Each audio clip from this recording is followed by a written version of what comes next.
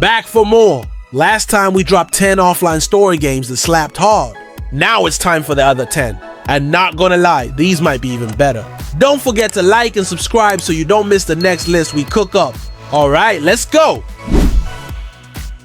At number 10, Post-Apo Tycoon. The world's gone up in smoke, the buildings are rubble, and somehow, you're the new CEO. Post-Apo Tycoon flips the apocalypse on its head, turning every destroyed gas station and radioactive swamp into a business opportunity. You'll manage resources, rebuild towns, and trade with the few survivors left, all while mutant arenas and radioactive squirrels make daily operations more interesting. The gameplay mixes management strategy with a sharp dose of dark humor, making it dangerously addictive. You're not just surviving here, you're running the apocalypse like it's your personal startup. Every upgrade, every risk you take changes how the wasteland reacts to you. Think capitalism, but with more zombies. Next up, at number 9, Sunset Hills Mobile.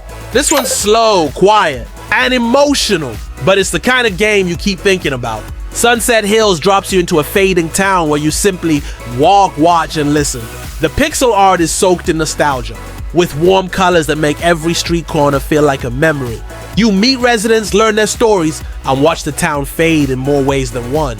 It's not here to challenge your reflexes, it's here to get under your skin and sit with you for a while. The soundtrack? A soft, lingering score that feels like it was recorded from your childhood. If you've ever taken the long way home just to think, you'll understand exactly what this game is about. Then, at number 8, Crunchyroll Tokyo Dark. Detective mystery meets psychological horror, and the choices you make hit hard.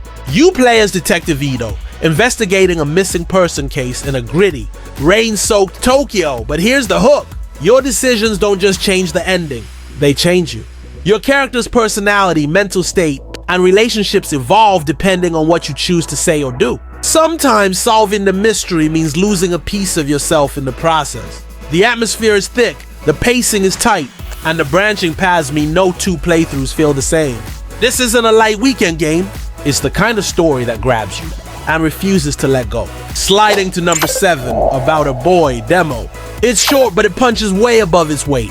About a Boy is a dreamlike journey through grief, resilience, and a fragile hope that comes after loss. You move through surreal landscapes that feel half memory, half nightmare, each step revealing more about the boy's story.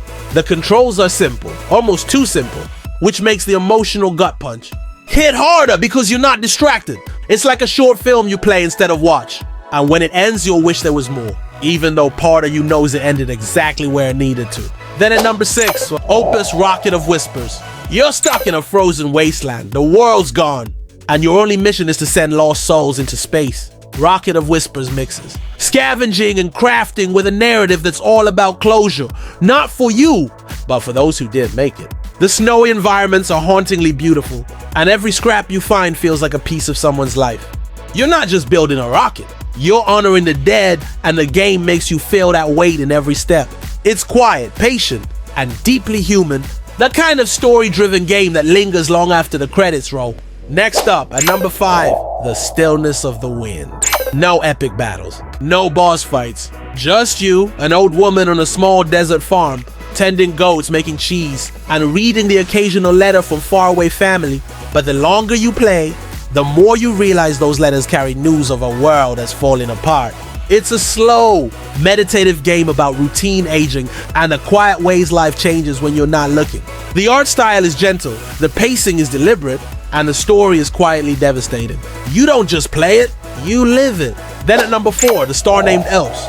You're piecing together the past by recreating your mother's old photographs. Every puzzle is a chance to step into a captured moment, arranging the scene exactly as it was before the picture was taken.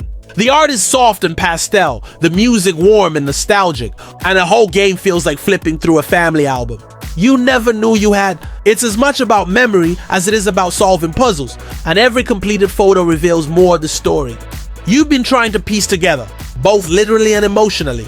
Next, at number 3, Carmen Sandiego. Yes, she's back, and yes, she's still making you feel like the coolest detective alive. Carmen Sandiego takes you on globe-trotting missions with sleek animation and sharp writing.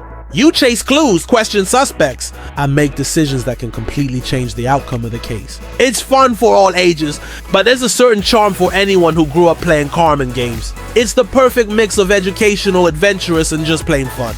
At number 2, Pine, A Story of Loss. This one's gentle on the surface, but heavy underneath. Pine puts you in a pastel-colored forest, exploring and interacting with a world that feels peaceful, until you realize it's all framed by grief. There's no combat, no rush, just quiet exploration, finding small pieces of a story you didn't know you were part of. It's the kind of game that rewards you for slowing down and noticing the details. Every location feels like it holds a secret, and each discovery makes the emotional weight just a little heavier. And finally, at number 1, Shinchan Shiro Cold Town. It's slice of life, it's funny. It's warm, and it's way more emotional than you'd expect from Shinchan. You spend your days running errands, talking to townsfolk, and spending time with your family in a small cold town. It's lighthearted most of the time, but every so often, it drops a quiet moment that makes you stop and think. The humor is classic Shinchan, but the emotional beats make it something special. It's wholesome, but not in a sugar-coated way. It's wholesome in the way real life can be. And that's the rest of our best offline story games 2025 countdown. Which one's your favorite? Drop it in the comments, hit like if you found a new gem, and subscribe so you don't miss the next list we drop.